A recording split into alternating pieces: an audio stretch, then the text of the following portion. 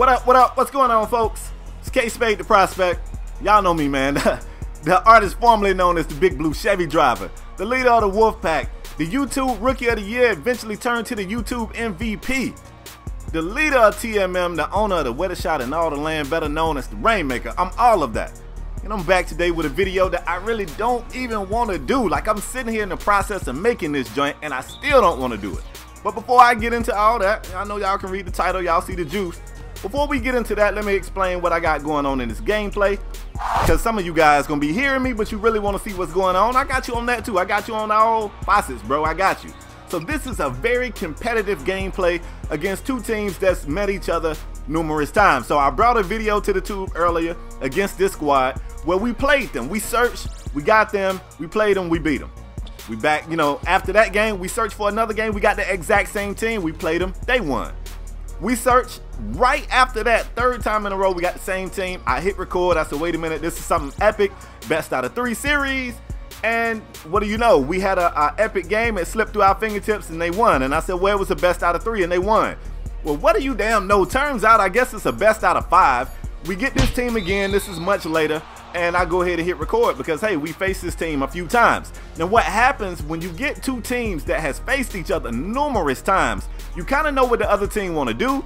You know their tendencies at this point, and that's when the game gets real, you know what I'm saying? So this game is going to look sloppy in the background. Both teams made a ton of mistakes, and I really think that was just based off the fact that both teams kind of knew what to expect, and they was trying to take that away. It made for a sloppy game, but a very competitive game. So, you know, if you into the gameplay while I'm talking, check that out. It's going to be a hell of a game, trust me.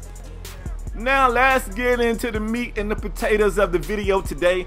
I don't know why, when it comes to Pro-Am, it seems like it's always some shit, right? It's always some drama, always. Let's get into this. Before I start talking about what I want to talk about, let me give you the history lesson behind the Made Men. Now, some of you guys have heard this story. If you have, hey fam, just watch the gameplay. Everybody hadn't heard it, and I want everybody to be caught up before I get into what's going on. NBA 2K10, I played my career. I think back then, everybody kind of played my career with themselves. So like, my player was me. He was 6'4", my real height. He had my government name. And, you know, he was a shooting guard. I played for the Denver Nuggets. I remember it like it was yesterday. I was playing, I think it was called, was it Blacktop? I don't even know what the name of it was, but it was a little, like, I don't know, kind of like a park mode before it was a park mode. And that was all I ever used to play if I wasn't playing my career. And you would play it online against other people. And I played with these guys, and they invited me to a party after the game, and they was like, yo, do you play crew mode? And I didn't even know what it was. I had seen it, but I never clicked on it. I said, nah, you know, I don't even know what the hell that is. And they was like, bro, you should join our crew. We need a good shooter. You know, you're a good shooter. And I was like, yeah, you know, let's play. Let's get it. But I didn't know anything about hacks and mods and all that. All I knew was that the guy who recruited me had like a 7-foot tall guy that could shoot the 3. He could dunk. I thought he was just an amazing player. I was like, man, this dude is amazing. Later, I found out he was hacked up. Most of the whole team was hacked up. I was the shortest dude on the team at 6'4". I was like, y'all want me to run the 1? Because, you know, back then in the good days, once the game launched, you could basically sign in at what position you wanted to play. I was like, yo, y'all want me to run the 1? And they was like, nah, you know, you stay running the 2. We had like a 7'5" point guard. It was all trash. I got on the phone. I hit up my homies. I'm talking about my real life homies that I went to school with. And I told these dudes, I said, bruh, it's kind of late in the cycle on 2K10, but when 2K11 drops, I need y'all to cop that shit. I need you to get in my career and get yourself nice, and we're gonna play this mode called crew mode. I'm already playing, I'm already a shooting guard. No need for me to even, you know, go through trying to learn how to be a new position. I'm the shooting guard. Somebody make a position for everything. My homie came out with MK47, the point guard. My other homie came out with AD, the rebound, block shot loving, hard-nosed pit bull of a player. It ain't enough of those anymore. Small forward. And then my other homie came out with one of the illest bigs I ever seen to this day. Before it was a damn post archetype or any of this other stuff, this man just decided, you know what? We can slow the tempo down. We can control the tempo if I learn how to, you know, really do a lot of post moves and the back to the basket stuff. And he perfected that shit. And then something was born, something that I never even had the aspirations for it to be this big back at that time. We was already playing game battle card matches as the Made Men. Like, our clan tag was MADE. So we already had the name. Why not just port it over? We became the made men on 2K11. We started to play and we got better. We continued to get better and we was pretty good. Were we legendary? Did we beat everybody we faced? Of course not. Were we #1 on the leaderboards? Of course not. What made us popular was the fact that we didn't do any of the cheese shit. We didn't hack, we didn't mod, we didn't hack attributes, we didn't have fucking 7'5" point guards and all that shit. We didn't do any of that. And that kind of made people rally behind us. We were some cool ass dudes. Y'all know I'm cool as the AC Breeze. Y'all already know that. We had a bunch of cool dudes who would go out there and hoop and get it done sometimes. Sometimes we took L's. That's part of it. Show me a team even today that don't take L's. Show me. Show me. That shit part of it. Even in the NBA, we just had a team that wins 73 regular season games and they ain't even get a ring. Sometimes you take L's. So what? So what? So we built something. And it was nice. And 2K said, yeah, I like what you're doing over there, but check this out. We're about to take crew mode completely out the game. Took it out in 2K12.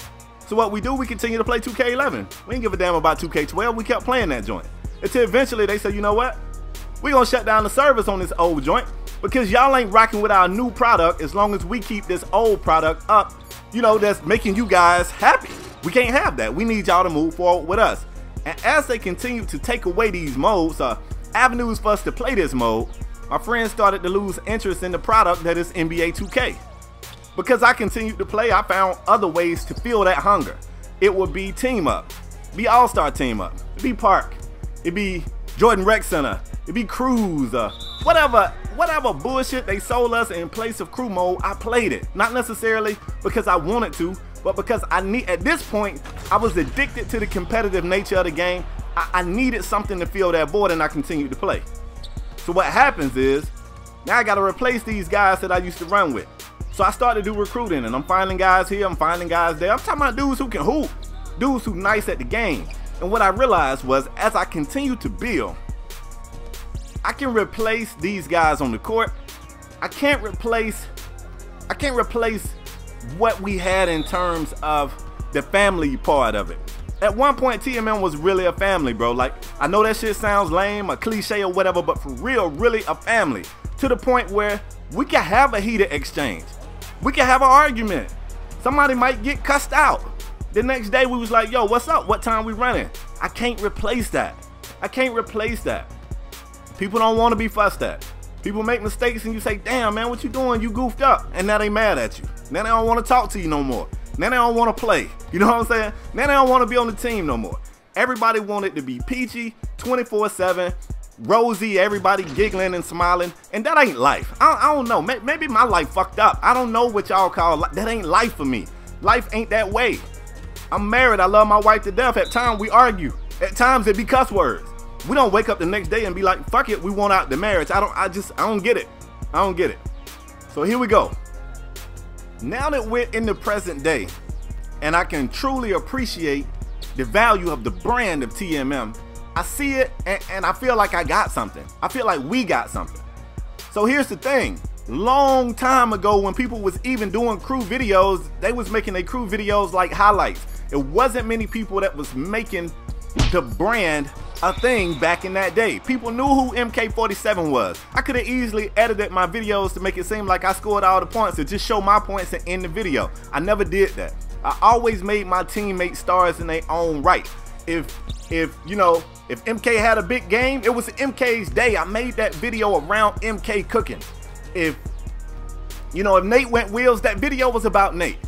Whatever, I've always done that. And without even realizing it necessarily, not in the early points, I was building a brand, built the brand. There would be people that hit the comment sections and say, yo, do MK47 have a channel? You know how many times I hear that? Do so-and-so have a channel? Do so-and-so have a channel? And then I started to realize, you know what? This is a brand, I get it. So I'm trying to sell that brand to people in the current day, and I don't know if I'm doing a good job of selling. I'm not doing a good enough job of explaining what I'm trying to do over here, but I seem to be missing the mark. One day, y'all, your boy gonna be out of this gaming shit. One day I'm gonna be outie, but that don't mean that TMM gotta be outie. It could truly be new faces out here and the exact same representation. You look at some other teams, we can do sport teams for instance. the same dudes that used to play for the Raiders ain't around no more. You don't see them same dudes out there. You don't see Lyle Zato out there. But the Raiders still be leading the league in penalties. They still got that persona. They still got that lifestyle. It follows that team, and TMM can do the same thing in the gaming world. It ain't got to be my face. I ain't got to be up here no more. I mean, 10 years down the road, who knows? I might not be nice. I'll probably still be nice. I'll probably still be kicking y'all ass. But I might not be nice no more. That don't mean that TMM can't still be something. You know what I'm saying? So here we go. Everybody's like, oh, all right, Spade, I get it. I get it. That's all the history. What's going on? What's the thing? It is that time of the year where I got to recruit again, and I don't like this time. I do not like recruiting. I don't. And it's crazy because a lot of people be like, man, I don't know why y'all, like, you got a ton of people that run, just hit folks up, and people will be there. But it's stressful for me to recruit because people don't get the vision. I don't want TMM to be a revolving door. I'm not trying to make a crew for people to come through until they get their name buzzed a little bit and then they out. Or they come through and rock till TMM take a couple of L's and then they out.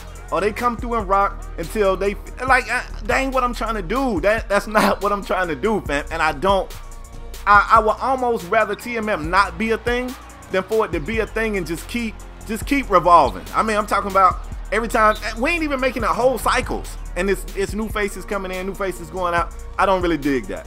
And it's tough for me to recruit. I don't like to recruit because I feel like everybody's opportunist. So, and that's my own issue. That ain't got nothing to do with the game or the team or anything. That's just me. So anytime I'm talking to somebody, I'm trying to peep their angle. What are they trying to get out of this? Do they really want to be a part of TMM and grow this brand, be a part of this family? Or are they just trying to leverage the situation to help them get where they want to go? And that's what's tough for me. That's why I don't like recruiting. I don't like recruiting, fam. So if you shot me a message about, you know, joining the squad and you feel like I sunned you, don't take it personal. That ain't me trying to be an asshole to you. That ain't me thinking that I'm all that. It's because I'm real cautious about this. I really am. I just been in that situation before, man. I feel like everybody opportunist. So I'm trying to peep your angle. I'm trying to see if you got pure intentions or if you just, you know, looking for the next step on the ladder up to where you eventually want to go, which may have absolutely nothing to do with TMM, which is fine. I get that. I read 48 Laws. I get it. I get it.